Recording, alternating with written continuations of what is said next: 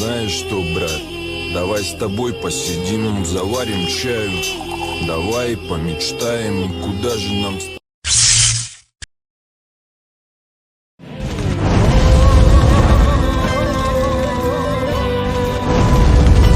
Aslında sana daha fazla vurmam gerekiyor. Ama çocuğumun babasını, kocamı daha fazla rencide etmek istemiyorum. Kurban olduğum yoksa... Yaptıklarını duymazlar.